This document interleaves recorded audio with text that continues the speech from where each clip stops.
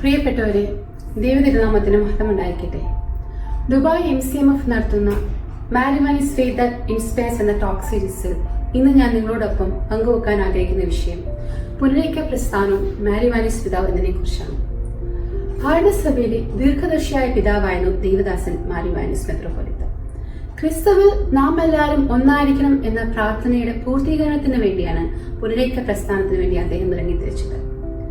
സഭയിലെ ആഭ്യന്തര കലഹങ്ങൾ മനംതൊന്ന് യഥാർത്ഥ സ്ലീഹാ പാരമ്പര്യം കത്തോലിക്ക സഭയുടെ ആഗോള കൂട്ടായ്മയിൽ ലക്ഷ്യമിട്ടാണ് അദ്ദേഹം പുനരേക്ക പ്രസ്ഥാനം ആരംഭിച്ചു. കാനൂനികമായ സത്യവും പൂർണ്ണതയും എവിടെ എന്നുള്ള അദ്ദേഹത്തിന്റെ അന്വേഷണം കത്തോലിക്ക സഭയുടെ കൂട്ടായ്മയിൽ എത്തിച്ചു.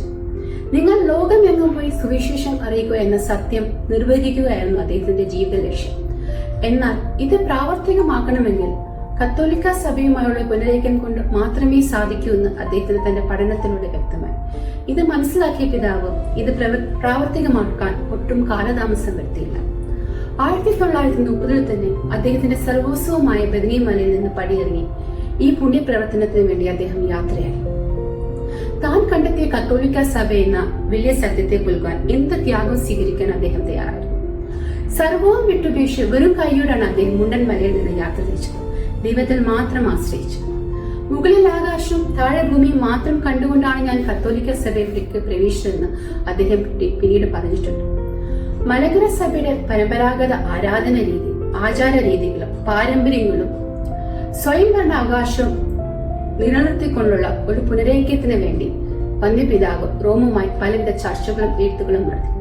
അതിന്റെ എല്ലാം ഫലമായി 11ാം പിയൂസ് മാർപ്പാപ്പയിലൂടെ ദൈവം അദ്ദേഹത്തിന്റെ ആഗ്രഹം സഫലീകരിച്ചു. ആ ദിനം ക്രൈസ്തവ ലോകത്തെ അതിപ്രധാനമായ ദിനം 1930 സെപ്റ്റംബർ 20. കൊല്ലം ബിഷപ്പ് അലോഷ്യസ് ബെൻസിഗർ തിരുമേനിയുടെ മുമ്പാകെ അദ്ദേഹം സത്യപ്രതിജ്ഞ ചെയ്തു.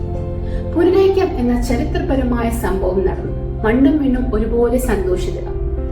കൊല്ലം ഹരമല ചാപ്പൽ ഭിത്തിയിൽ ഈ ചരിത്രം രേഖപ്പെടുത്തിയിട്ടുമുണ്ട്. ആ ചാപ്പലിൽ തന്നെ അന്ത്യോക്യൻ രീതിയിൽ അദ്ദേഹം ആദ്യത്തെ ദിവ്യബലി അർപ്പിക്കുകയും ചെയ്തു. പുനരൈക്കപ്പെട്ട 5 മഹത് വ്യക്തികളാണ് മാർ ഇവാനിസ് പിതാവ്, മാർ തിയോഫിലസ് പിതാവ്, father John OAC, Alexander Shemashan, Kiliyileth Chacko.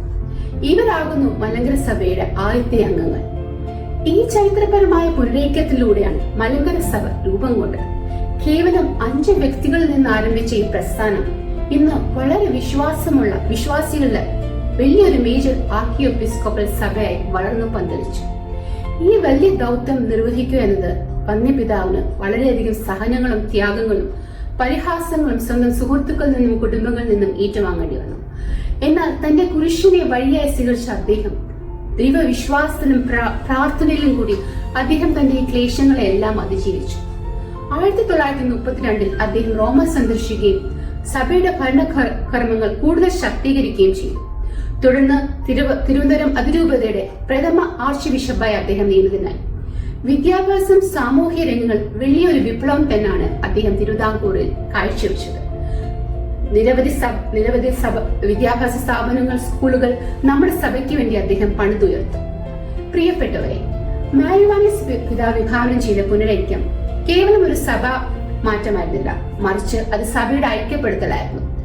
അദ്ദേഹത്തിന്റെ വിശുദ്ധമായ ജീവിതം മുൻനിർത്തി സഭ അദ്ദേഹത്തെ ദൈവദാസനായി പ്രഖ്യാപിച്ചു. വേർപിരികളുടെയും ഭിന്നതകളുടെയും ഈ ആധുനിക കാലഘട്ടത്തിൽ നമുക്കും കൂട്ടായ്മയുടെയും പ്രവാചകനാകാൻ മാരിവാനിസ് പിതാവിന്റെ ജീവിതം നമ്മെ ഓർമ്മിപ്പിക്കുന്നു.